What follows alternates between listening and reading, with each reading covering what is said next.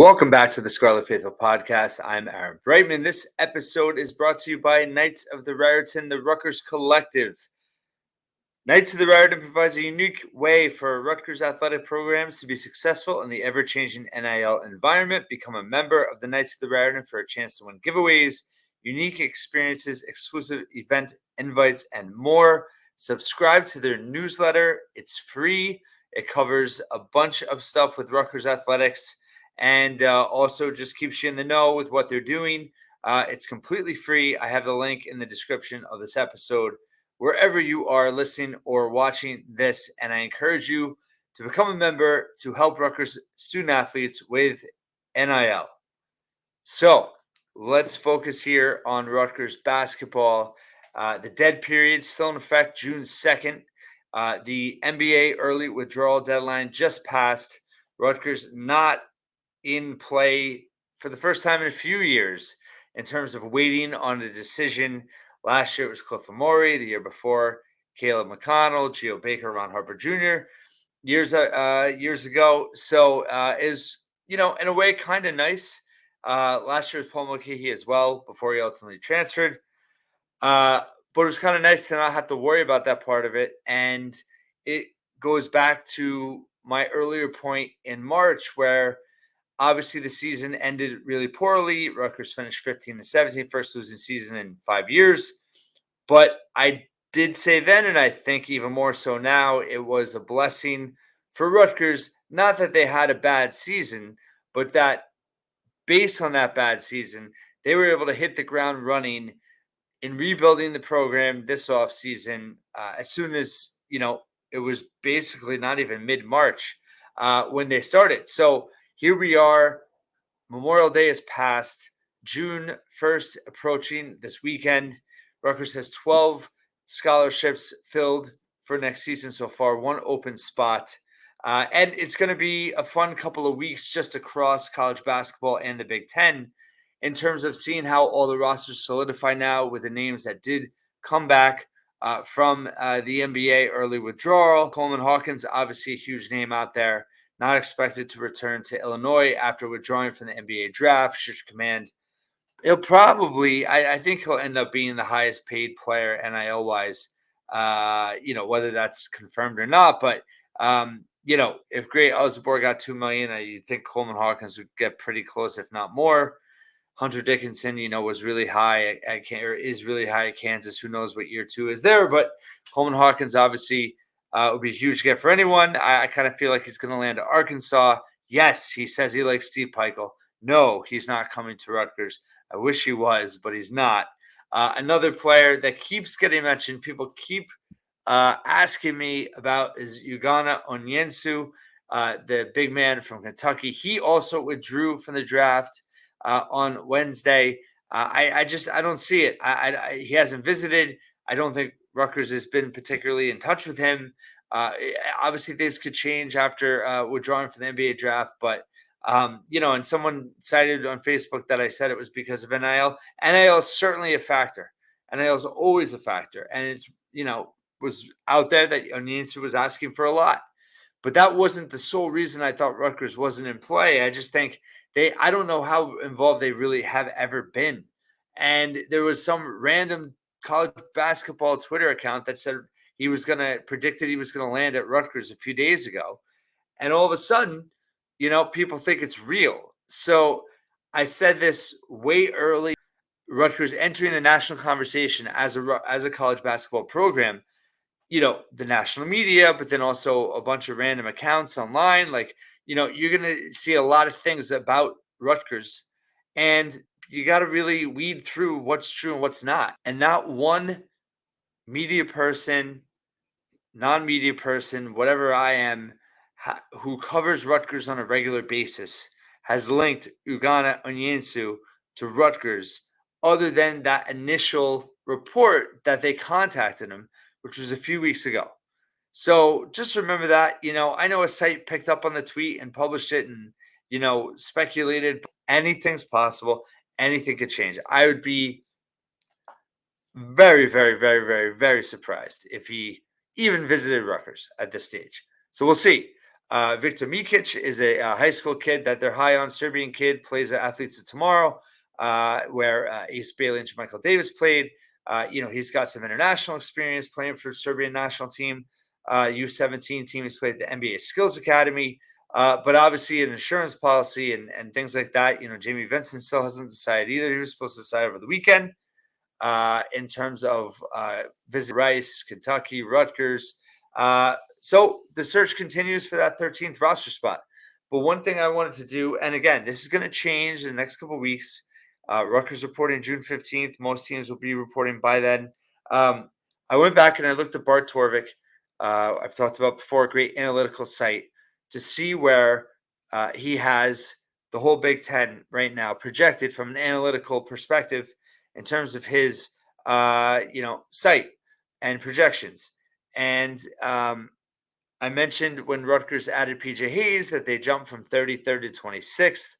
Looking up now, post early withdrawal deadline from the NBA, and again, within 24 hours, so it could change again.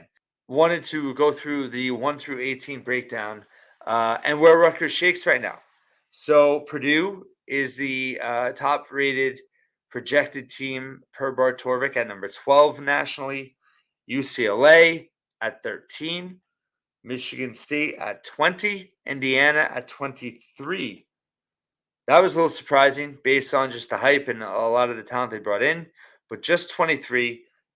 Very good, don't get me wrong, but not that far ahead of Rutgers at all. USC 25, Rutgers 27. Right now, there are 7 teams in the Bart Torvik top 30 projected for next season. Michigan is number 30. Rutgers is 27. They are 6th in terms of projections. The USC thing, I think Rutgers is going to be better than USC on paper, on the court, whatever. Indiana's obviously looking really good. Michigan State should be good. Are they that good? We'll see. UCLA, Mick Cronin, and he hoping to make things work after a down year last year. And then Purdue, Braden Smith, is a tremendous player. After Rutgers and Michigan at 30, then you have Northwestern 34, Ohio State 35, Wisconsin 41, Nebraska 42, Oregon 46. I was surprised how low they were. Maryland 47, Washington 50, Illinois 52, Iowa 55, includes Peyton Sanford returning. That's big news for them. Minnesota 69. Shout out Brian Fonseca. He loves to point out that phrase, term, number, what have you. And Penn State 76. So why am I saying this? Does this mean so much? Not necessarily, but it's a preseason. It's way before the preseason. But listen, this is what we do. We talk about it all the time. And I think as much as people are kind of hankering for an elite center to start at Rutgers next season, there's a lot of teams that are missing pieces. And for a team like Rutgers that has, a lot of potential, a high ceiling, and a team that I think will get better as the year goes on, there's going to be a lot of opportunity there. I talked yesterday about football's opportunity going into the season. I think basketball's going to have a ton of opportunity too. And even that gap, right? They're 7 spots away from being the 3rd highest rated projected team in the Big Ten. So, and Purdue's going to have question marks. Every team in the Big Ten has question marks. Every team in the Big Ten has question marks. Whether it's inexperience, whether it's lack of size, lack of shooting, certain positions. But you can't have it all. The idea that Rutgers was going to be a top 5 blue blood program in terms of how they stacked the roster because they had Dylan and Ace coming was fan fiction. But the fact is, with the roster the way they have it, they're still projected to be a top 3rd team in the Big Ten. That's an NCAA tournament team. Obviously we have hopes of them not just making the NCAA tournament and going far, but the bottom line is, on paper, Rutgers is in a good position right now. And we all, listen, you can always hope for more. But if they do end it with this 12, it's a really solid 12. I won't bemoan it how I did the other day with my mailbag about hoops, but in terms of the depth, the versatility, the talent level, and just Steve Peichel as a coach and how I think this roster caters to his strengths as a coach. There's a lot of reasons to be optimistic. So certainly something to think about as you may wonder who's going to be a big man added. If they do add someone, I don't expect it to be someone that's going to start or make, a huge impact this season. Could be wrong, but as of now, that's not how I see it. Okay, I want to mention a little basketball at the end, but before that, want to go to Morgan Smith, Rutgers softball, first ever All-American, named on Wednesday. Softball America's first team All-American. She was then named to a second team All-American for a second publication. Soon after that, she had 408 last season. She was 11th in the country in home runs, sixth in RBIs, ninth in slugging percentage, fourth in sac flies. She led the Big Ten in RBIs, second in home runs and slugging, third in batting average, fourth in runs and triples, seventh in doubles. She had a 983 field percentage. She just had one error at each position on 118 chances. And she also threw 130 innings, 93 strikeouts, 11 wins, 3.5 FAR ERA. Congratulations to Morgan Smith, the LSU transfer from a couple of years ago, having a huge year for a much improved Rutgers softball team. They had a little bit disappointing end in terms of losing their first game in the Big Ten tournament as the 3 seed. However, Kristen Butler's team program certainly pointed in the right direction. So what's interesting about that is that it's now 3 first-team All-Americans for Rutgers in spring sports. You have Shane Knobloch, midfielder, men's lacrosse, Cassidy Spillis, all-time program leading scorer and points leader, first-team All-American, and now Morgan Smith. Baseball, Josh Kuroda-Grauer named Big Ten Player of the Year. He could end up being first-team All-American when it's all said and done as the NCAA tournament gets underway soon. He certainly could, but at a minimum, Big Ten Player of the Year. So a lot of individual outstanding achievement in the spring, team-wise. Obviously disappointing across the board, except for softball. We'll have more on track and field as they had a few qualifiers for the outdoor nationals coming up, not this weekend, the weekend after. And lastly, I just wanted to make a bit of a personal point, personal note, I guess. A little bit late, wanted to just think about it for a couple days, but on Monday, this past Memorial Day, the great Bill Walton passed away, arguably the greatest college basketball player that ever was, great college basketball announcer, deadhead, just awesome, such a positive person. And all the great stories and tweets that are out there about him were just a lot of fun to read. And I also bring it up because Monday was the birthday of my good friend David Costas, who passed away end of last summer. And I was obviously, having him in my thoughts, and then having Bill Walton pass away on the same day on Memorial Day. There's no doubt in my mind, and people have said this already, of course, there will never be another Bill Walton. He was such a unique presence on this earth, in this universe, but so was my friend Dave Casas.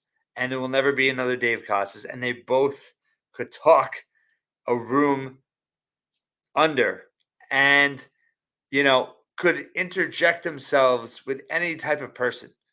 And it was a type of fearlessness that I wish I had in terms of being able to just be with anyone in terms of human interaction. And I sure would have loved to seen Bill Walton and my friend Dave Casas debate and engage at a table at some point. And maybe that's what's happening upstairs now or near in the future. Dave was one of the biggest Rutgers basketball fans I've ever known.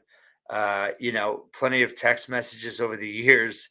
And, I know how excited he was for Dylan Harper and Ace Bailey. And this coming season, is going to mean a lot for a lot of people. And for those of you that have been a fan for a long time, we all, it's easy to forget, but we all lose loved ones along the way. And one thing I love about sports is that, it's a way to share it with them after they're gone. when your favorite team, whether it's your, parent or sibling, whatever, um, you know, that's why being a fan of sports teams is so special. But that is what's great about sports in terms of just being able to connect with loved ones, and even after they're gone, being able to share those, being able to share those victories that happen. And I hope that as we enter the summer now, and we're all getting hyped for Rutgers football and Rutgers basketball, which could be special seasons for both programs. You know, let's keep it in perspective, but it's also understandably so part of our souls and part of our being, our fiber, everything.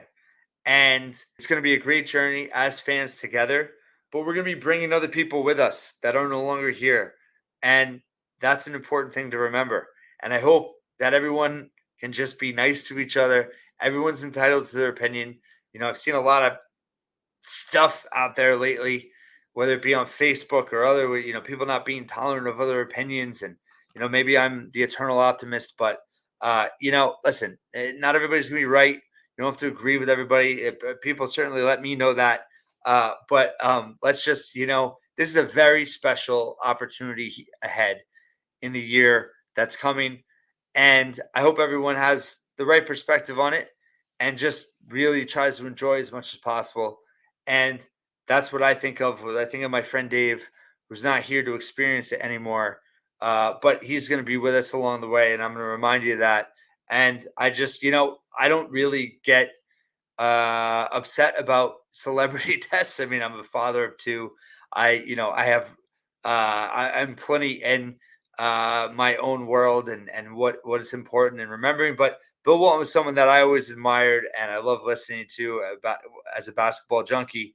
And it was very sad to hear his passing. But again, for me, that connection with him and Dave happening on Dave's birthday, I like to think that that was appropriate in some part of uh, in some way in this crazy universe.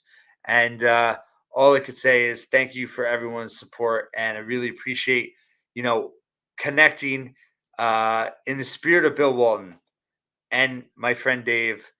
Uh, the connections I've made just, covering Rutgers sports over the last 8 years and having this podcast now, and the way fans reach out, and the way I've experienced Rutgers fans in a way I never did before. And I really enjoy getting messages and writing back and talking to people. And, it's all about the journey. And we're about to have the journey of our Rutgers sports fandom lives. I don't know if that was grammatically correct, but buckle up, but also keep your heads on straight. It's going to get real soon.